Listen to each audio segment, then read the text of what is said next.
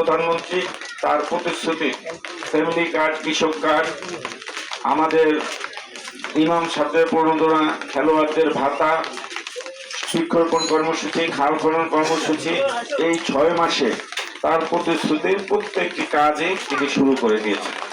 ইনশাল্লাহ বাংলাদেশের মানুষের ভাগ্যের পরিবর্তন হবে। কৃষিক্ষেত্রে তিনি যেভাবে ভূমিকা রাখছেন, আমরা মনে করি কৃষি পণ্য উৎপাদনে বাংলাদেশ